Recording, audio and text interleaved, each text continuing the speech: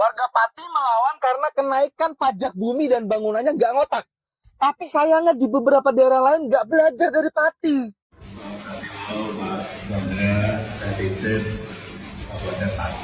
Kenapa? Kamu itu belum bayar itu masalah masyarakat, Pak.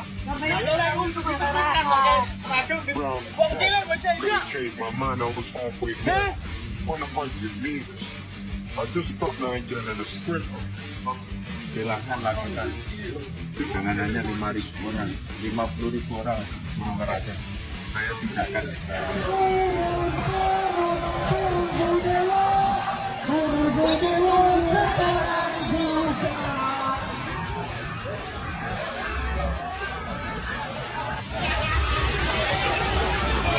Dengan kondisi ekonomi kayak sekarang ini, semua rakyat lagi nyoba untuk bertahan hidup. Masih aja ada yang nekat naikin pajak bahkan sampai 1000%. Gila lo, gak ngotak lu pada. Buat semua kepala daerah, siapapun itu, kalau lu mau naikin pajak rakyat tanpa ada kerusuhan, rumusnya itu gampang. Contohnya, kalau lu mau naikin pajak 300%, lu naikin dulu pendapatan rakyat jadi 3000%. Baru lu naikin pajak ke 300%. Atau, kalau lu mau naikin pajak ke 1000%, ya lu naikin dulu pendapatan rakyat jadi 10.000%. Gua ngejamin, kalau cara lu kayak gitu, nggak bakalan ada kerusuhan waktu lu naikin pajaknya. Mampu nggak lu? Kalau lu nggak mampu, ya mundur. Lah ini, pendapatannya mah tetap segitu-gitu aja. Tapi pengeluarannya naik mulu. Ya mampuslah rakyat kalau digituin terus. Makanya warga Pati melawan. Dan kalau kepala daerah lain nggak belajar, ya siap-siap aja nasibnya kayak Sudewo. Bupatinya Pati, ditawur sama rakyatnya sendiri. Apa lo? Gimana warga Pati? Ternyata ancaman kalian kepada Gerindra kemarin itu gak mempan.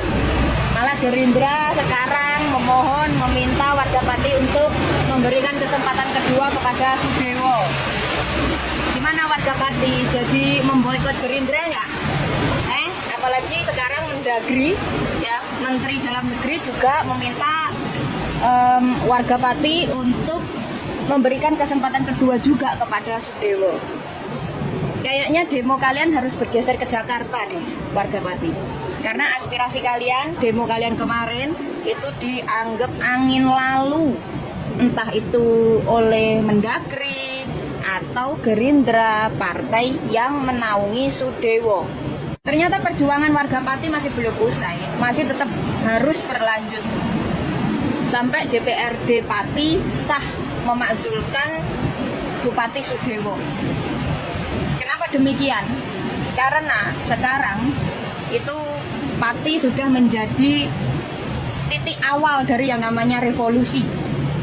Kalau sampai aspirasi atau demo kalian di tanggal 13 kemarin mental begitu aja, tidak ditanggapi oleh DPRD Pati, tidak ditanggapi oleh Gerindra, tidak ditanggapi oleh Mendagri, wah ini juga menjadi titik awal bagaimana kearoganan seorang pemimpin daerah akan terus berlanjut. Pemerintah ini bebal. Bebal itu kadang-kadang tidak sama dengan sekedar bodoh, tapi memang mereka secara sengaja memilih untuk tidak mendengar. Mereka memang ada arogansi. Dosen yang urusan korupsi itu ya? Oh ya, dia nulis buku sosiologi korupsi. Ya, jadi Sethusen itu punya term bebal, bebalisme. Jadi inilah kondisi di mana tidak sekedar bodoh, tapi sengaja untuk tidak mendengar. Sengaja untuk memang hanya peduli. Makanya dulu pakai ketika kita bahas sebelumnya ada kata delusional, itu bagian dari bebal itu juga. Lalu ada juga istilah yang ditelurkan oleh Sethusen Alatan, jadong. Jahat, bodoh, sombong. Oh, jadong. Jadi pemimpin-pemimpin ini gitu, itu termasuk yang Pati ini tadi, itu adalah manifestasi dari apa yang disebut jadong itu tadi. Sudah jahat, bodoh, sombong pula. Sudah, ya kan? Iya. Seberapa meluas jadongisme ini di Indonesia sekarang? Itu sudah sistemik. Itu saya lihat ini bisa terjadi di banyak pemimpin, banyak institusi, dan juga individu-individu. Secara publik saya mengetengahkan kata jadong itu ketika saya mengkritik, ada arsipnya di YouTube, jadi teman-teman bisa lihat ketika saya mengkritik Kaisang. Itu pertama kali saya memperkenalkan ini ke publik Indonesia lewat YouTube. Ketika ada kritik kepada dia, lalu yang dia lakukan adalah pakai kaos yang menertawakan kritik itu. Boleh dijelaskan kaosnya apa? Ya, waktu itu kaosnya adalah Putra Mulyono judulnya, kaosnya. Padahal waktu itu publik sedang mengkritik Mulyono. Iya, Mulyono itu dalam kebijakan ketika dia mau memenangkan Kaisang, mau menempatkan Kaisang agar bisa nyalon. Iya. Itu kabut gubernur ya kalau nggak salah. Iya, jadi waktu itu gerakan peringatan darurat dan sebagainya. Iya. Lalu Kaisangnya malah pergi ke luar negeri. Yang beli kue itu kan? Iya, apa-apa. Nah, tapi yang dia lakukan kan dia pakai kaos Putra Mulyono gitu. Itulah jadong itu. Jadi kamu dikritik, Apa tadi tapi jadong? kamu jahat, bodoh, sombong. Nah, dalam konteks pemimpin Pati misalnya Kebal case-nya. itu ya. Nah, dia jahat. Jahat di sini adalah dia membuat sebuah kebijakan tanpa konsultasi, tanpa bertanya, tanpa mendengar rakyat, dan tujuannya akhirnya hanya mau memeras rakyat. Memeras seorang pemimpin ketika dia hanya mau memeras dan menambah penderitaan rakyat, itu kan jahat. Nah, bodoh di sini, ya bodoh itu dia tidak paham bahwa dia sebagai pemimpin itu bisa dengan mudah dijatuhkan oleh rakyat. Dia tidak tahu bahwa di sistem demokrasi ini tuannya dia betul-betul rakyat. Dia harus melayani rakyat. Sombong di sini ketika dikritik justru mentang-mentang datangkan 50.000 orang. Nah, inilah jadong. Nah, dari ini terjadi di banyak orang, di banyak pimpinan gitu. Nah, ini yang harus kita kemudian bongkar. Memang pemimpin-pemimpin dengan mental jadong ini tidak boleh memimpin kita gitu. Udah anakronisme itu ya. Ya, kalau mau memimpin dulu lah di tahun 1800-an. Ya, di era kolonial, bahkan di era kolonial aja sudah ada Pak Samin yang berani melawan, apalagi di era sekarang gitu. Nah, jadi ini semua Kang tadi bottom line-nya dari Pati lalu ke One Piece, kita lihat semangat untuk melawan, keberanian untuk melawan itu sekarang sudah merata di berbagai kalangan. Dulu seolah-olah yang melawan itu hanya aktivis, gitu kan, mahasiswa. Oh enggak, sekarang supir truk melawan. Ojol. Dan ini kalau di Samin juga, apalagi ditarik ke hari ini, petani kan, petani ikut, pedagang ikut, ibu rumah tangga ikut. Semuanya punya keberanian dan punya kesadaran untuk melawan, gitu. Ini sebuah berkah. Karena bagaimanapun kan egalitarian, tidak perlu kemudian diwar-warkan, tapi sudah mulai meresap dengan natural di masyarakat. Oh, kalau saya jelas ini berkah. Kalau kita dalam sejarah intelektualisme Indonesia, Mas Marco Kartodikromo itu dalam sebuah tulisannya pernah mengatakan, didik rakyat dengan pergerakan, dengan gerakan, didik penguasa dengan perlawanan. Demo di Pati kemarin ada yang sedikit unik. Ada yang namanya Husen. Dibilang ini penggerak demo. Saya bingung, tapi ada berapa foto Husen ini bersama Pak Jokowi. Saya bingung, apalagi demo Pati ini marah di media sosial, banyak ingin lengserkan Prabowo. Apakah memang ada yang bergerak nih? Ya mungkin dari geng Solo ya kawan-kawan ya. Dan kita harus awasi nih. Ingat, Prabowo Gibran masih satu. Ingat itu, Pak Jokowi hidup Prabowo. Alhamdulillah datang lagi bantuan. Posko menolak kenaikan pajak bumi dan bangunan. Posko rakyat. Ayo juragan Iwak. Senior saya itu. Juragan ikan dari Kampung Mandar. Senior saya itu.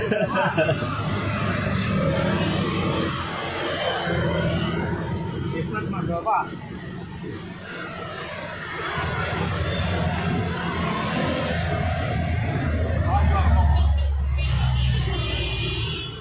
Ini Bapak koordinator kita.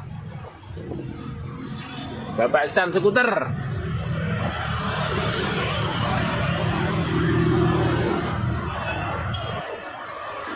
Hari ini ada satu berita yang sangat-sangat mengejutkan dari Kabupaten Pati, di mana semua fraksi partai di DPRD Pati sudah menyetujui atau sepakat untuk membentuk pansus pemakzulan Bupati Pati. Dan yang lebih mengejutkan, Gerindra sebagai partai tempat bernaung Pak Sudewo atau Bupati Pati itu juga ikut setuju dengan pemakzulan ini gitu kan. Edan ini, ada apa gitu kan. Ya kalau saya pribadi membacanya, ini ada agenda politik terselubung yang ya sampai sekarang masih belum clear, masih belum jelas kelihatan. Mungkin nanti juga bisa kita saksikan bersama-sama. Tapi melihat semua partai sepakat di DPRD hari ini itu memang benar-benar mengejutkan. Bahwa Pak Sudewo atau Bupati Pati punya kesalahan, dia kemudian menantang rakyat, menantang demonstran, nggak takut di demo 5.000 orang. Jangankan 5.000, 50.000 juga nggak takut dan nggak akan mengubah aturan kenaikan BBB sebesar 250%. Itu memang adalah sebuah kesalahan, keangkuhan yang seharusnya tidak pernah ditunjukkan oleh pejabat yang katanya dipilih oleh masyarakatnya. Seharusnya dia tidak melakukan itu. Katakanlah itu adalah sebuah kesalahan, tapi bagi saya tetap saja mengejutkan ketika semua partai di DPRD Pati kemudian sepakat untuk membentuk pansus pemakzulan. Tetap saja itu sesuatu yang sangat luar biasa. Dan Bupati Pati ini ya gak ngerti saya, dia ini dipancing atau memang dia berdasarkan inisiatif sendiri atau ada yang memerintah atau mengusulkan terkait kenaikan PBB sebesar 250%. Saya nggak ngerti itu, tapi apa yang bisa saya baca dari Pak Sudewo ketika menjelaskan atau menyampaikan alasannya untuk menaikkan PBB sebesar 250% itu hanya alasan yang benar-benar sulit untuk kita terima gitu, karena alasannya hanya perbandingan dengan daerah lain yang lebih besar gitu. Oh, itu di Jepara katanya 75 miliar rupiah tuh. Kemudian di Rembang saja ini 50 miliar rupiah pendapatan daerahnya gitu ya. Tapi di Pati sendiri yang secara wilayah lebih besar dan sebagainya lebih potensial itu hanya 29 miliar rupiah. Jadi makanya kemudian ini dinaikkan PBB-nya sebesar 250%. Tapi ya sekali lagi itu adalah sebuah kesalahan-kesalahan yang kayaknya nggak cuma Pak Sudewo yang melakukan ini gitu. Banyak lah gitu kan. Bahkan Gibran ketika jadi wali kota Solo waktu itu sempat menaikkan 300% gitu.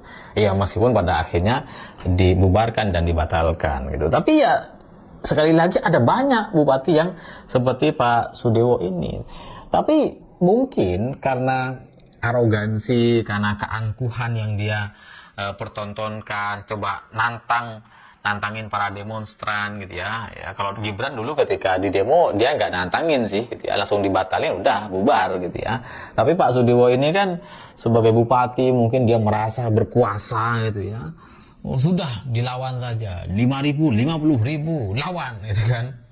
Bahkan logistik para demonstran yang terkumpul di alun-alun itu kan juga disita sama Satpol PP. Ya sekali lagi ini saya nggak tahu apakah itu ada koordinasi dengan bupati dan sebagainya, kita nggak ngerti. Tapi itulah yang terjadi di Pati.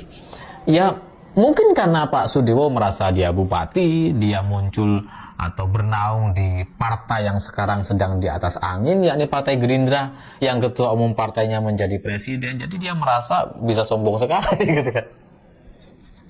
Sehingga nantangin masyarakat, nggak takut di demo 5.000, 50.000 juga oke. Dan begitu provokatif sekali menyampaikan alasan-alasan kenaikan PBB sebesar 250% gitu ya. Jadi ya mungkin itu menjadi penyebab atau faktor-faktor penting dari situasi yang memburuk hari ini di Pati. Dan perlawanan aksi demonstrasi yang semakin hari semakin meninggi, orang menjadi semakin emosi gitu ya. Itu membuat orang jadi semakin tidak percaya lagi dengan bupati yang katanya dipilih secara baik, secara konstitusi gitu. Jadi ketika Bupati Pati atau Pak Sudewo merasa dipilih sama rakyat dan sebagainya, tapi faktanya hari ini itu sudah nggak berlaku lagi. Dan mungkin juga kebetulan dengan situasi ekonomi masyarakat yang sekarang juga lagi nggak baik-baik saja, daya beli masyarakat turun dan sebagainya, banyak orang emosi, dan kemudian ketika muncul satu momentum, ada satu pemersatu pemersatu untuk melampiaskan emosi, jadi mereka akhirnya berkumpul untuk menurunkan Bupati di Pati. Tapi ya sekali lagi, dari semua kesalahan yang sudah dia lakukan, entah itu arogansinya, entah itu kebijakannya yang tidak dievaluasi dan tidak dia pikirkan jangka panjangnya, terlepas dari semua masalah-masalah ini gitu ya, saya sangat meyakini ini masih bisa diantisipasi. Seharusnya setelah terjadi kesalahan atau blunder sekalipun, itu masih bisa diperbaiki. Tapi Pak Sudewo, Bupati Pati nampaknya tidak punya waktu untuk memperbaiki ini semua gitu. Ya, inilah yang menurut saya nampaknya ada kejanggalan, seperti ada yang ikut terlibat dalam satu orkestrasi demonstrasi besar di Pati ini, dan itu sampai sekarang masih agak abu-abu. Ini sebenarnya tujuannya mengarah kemana gitu kan. Setelah Pati, pajak PBB Jombang naik sampai tembus 1.200%. Cirebon juga naik tembus sampai 1.000%. Dan mungkin akan diikuti oleh daerah-daerah lain. Ini negara udah diambang krisis moneter, APBN defisit, dan hutang meningkat. Akhirnya saat ini pemerintah cari celah untuk pajakin rakyat yang sedang susah-susahnya. Mana tuh yang bilang ekonomi Indonesia tumbuh 5,12%? Berita ini benar, dan pada kenyataannya Bupati Pati berhasil dilengserkan, maka ini adalah sebuah simbol gerakan perlawanan rakyat terhadap tirani oknum pejabat yang tidak adil, semena-mena, arogan, koruptor, dan memeras rakyat. Maka seluruh kabupaten, provinsi di Indonesia akan menyusul dengan puncaknya MPR DPR. Jadi kita tunggu ya. Jika benar, ini saya bertanya, tanggal 13 Agustus benar-benar ada demo besar-besaran di Pati dan Bupati Pati berhasil dilengserkan, maka ini pertama kali dalam sejarah, dan kamu para oknum pejabat harus hati-hati. Karena apa?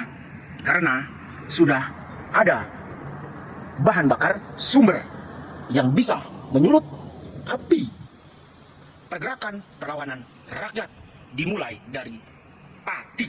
Jangan dodono Mas. Perbu ya ya. Iya. 2025. Iya. Ada semua. Jadi gini loh prosesnya, pada kamu saya tidak mau dengan protes, Pak. Saya sudah protes. Ya. Saya tidak mau tawar-menawar, saya bukan juru tawar.